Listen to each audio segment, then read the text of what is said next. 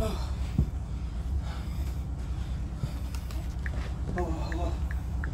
holy shit. Hmm. It's 82 degrees in here.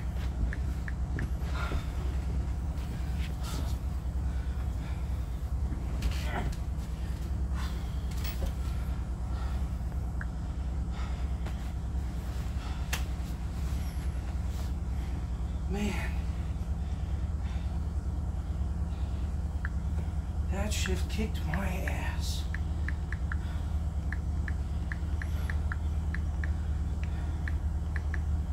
You alright? Mm-hmm.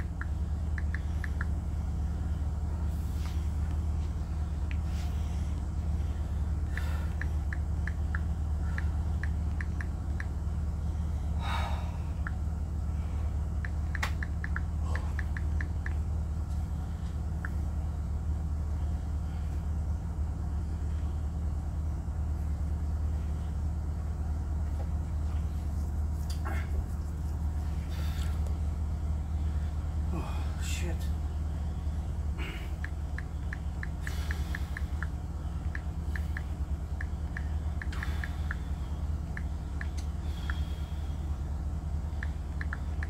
Just been hanging out today? Did you just get back from somewhere? Mm-mm. Oh. Other than the shift. Oh, okay. So yeah, you just been hanging out here? We're not really hanging out. Sleeping? Nope. Right now I'm doing an application. Oh, okay. For Casey's. Remember I mentioned that? Yeah.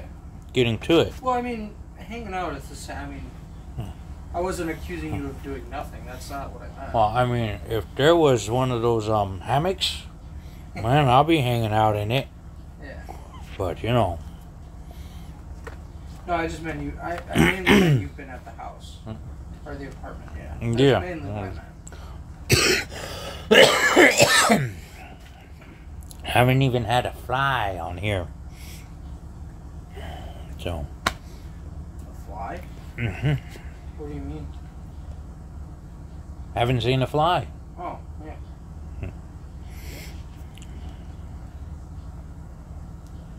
Well, luckily I talked things out with little Kimmy.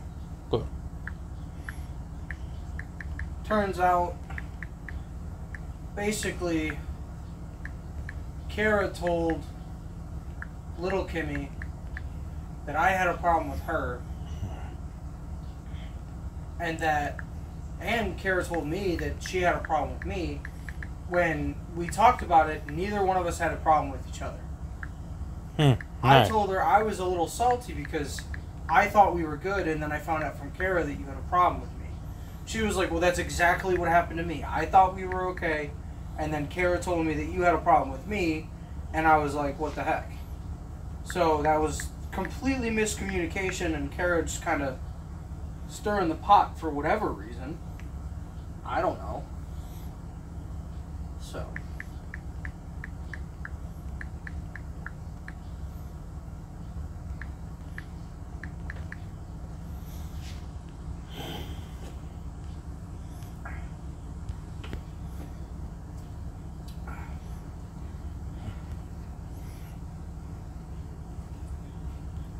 No. First thing I did when I got into the shift, she was like going, you gotta clock in. So I did the thumb thing. Yeah. It's like going, you gotta put your manager password in. Yep. But now I arrived at like 5:45. Got into the door, or 5:44, I think. Got into the door about 5:45. Probably doing the dummy thingy at about 5:45, 5:46. And she's like, she starts, well, I need you to do your manager password. Yeah. And it's like, you know, in order for me to get the receipt, Yeah.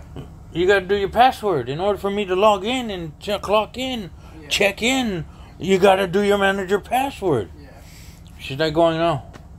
She refused.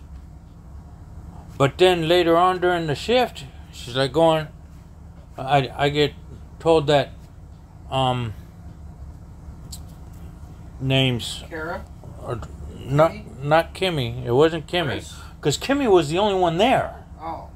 It's the other lady that Kara. Uncertain. Okay. But irregardless, she tells me that Kara's messaged her saying, I'm not on the clock. And I explained to her, because when I got in there, I messaged Kara, that Kara, you're so right. She's refused to clock me in. Yeah. She refused. I text her, going, refused to clock me in. Hold on. You're okay. And so I'm like, what do you want me to do? I did the thummy thingy. Yeah, I put my thumb on it. The window popped up. She refused to progress beyond that point. Yeah. So it's like, and I'm like going, but yeah, I asked you to do your manager Cody thingy to log me in. She goes, no, you didn't. You just did. And it's like, oh, I thought you were talking about a piece of paper. It is a piece of paper. It automatically prints out the receipt with your start time. Yeah. But now the issue is, and this is what I think is the big, huge, major, because every little bit counts. Every minute has 60 seconds. You're not going to sweat the small stuff. So, I mean, but unions provisionally just might sweat that much. She does it to me every time I'm there, too. I'll get there and I'll put my thing. I say, you need to clock me in. I need your approval. And she'll just walk around and walk around and walk around. Mm-hmm. And I just start working because I'm like, you need to clock me in, but whatever. That is the point. I'm going to just start standing by the front register. I'm going to tell her I'm not doing a damn thing until you clock me in, because I can get in trouble and you can get in trouble if I work off the clock. You yell at me when I'm on my break all the time, so why is it okay for me to work 10, 15 minutes because you don't want to come in and put your manager code? See, that's not the issue. All of that rigmarole is really not the issue. Because, if gonna get told, hey, you're not on the clock, it's like, okay, gonna have to really look at that clock. Really look at that clock. And, I mean, it's not really going to be, and I don't know if it's going to, because I'm not going to try to cause any, but that front register, that's where I got the thumb thingy at. Yeah, the front register you can get the paper at, and then also... No. Because when Kimmy wanted to clock me in, she wanted to clock me in at the window register. Yeah, you still get a paper there. Irregardless. We're not using that register. Because, I mean, I was thinking the same thing as you were. Same thing as you were. Yeah. But, the two ones where you get the paper is the front counter. Mm-hmm. And then the one all the way closest to the window. The entire point is, I'm the new guy. Yeah. I'm the new guy there. Yeah. She says clock in, knowing, did the thummy, knowing that even going, I thought you wanted a piece of paper. I did. The receipt, I mentioned receipt, paper. Yeah. It's like, but still, this is, and I mean, it's kind of like we never really grow up, because it's kind of childish. She really I told somebody today, I said, I think it's crazy how I have a manager that's twice my age, because she's 52, and I'm 26. And I said, it's crazy how I have a manager who's twice my age, but acts half my age. No. How does that work? No. That's kind of... Well, no. I won't say that to anybody at work. I said this to a personal friend, but like, it just doesn't make sense to me. Why? Okay. It's not trying to be. It's not the entire assessment of the character, individual personality. It's just that one little thing, and then it's. I know. You've ever your parents have your parents have your parents ever told you it's not what you say, it's how you say it? Mm-hmm. Oh yeah.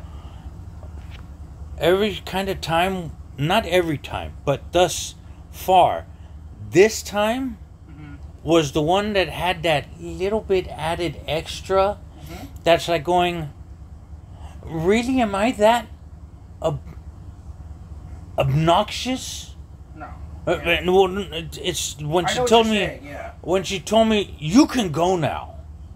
Like off the clock out. I mean, don't need no manager code for that. Yeah. I mean, on your exit strategy, you don't need no helping hand.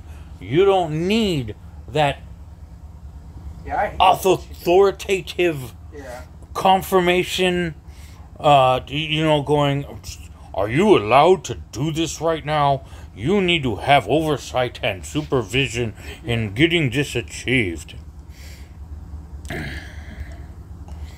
So it's kind of like, well, I think part of it, it's not really, it's just having the recollection that this is what your parents have told you. It's not what you say, it's how you say it. And then in your later years, while being a parent, completely, like, you understand that it went over my head. It completely just went over my head, and I'm understanding that, wow. I'm like, really, I want to try. It's not about the money. It's not about the freaking, it's about, am I actually, or is the smile that becomes so, turn into that, perhaps this is what I say, I am,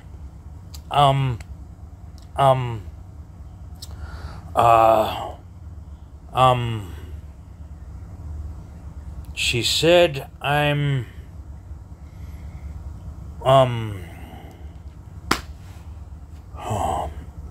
oh dang, I had to, I was dancing around the cranium and now flew the coop like,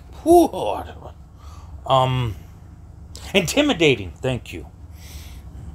She said that I'm intimidating. So would my smile transform into an intimidating smile? You said you're intimidating? Who couldn't be? Yeah. But I mean, would they be willing or trying to? Would it be, you're trying too hard?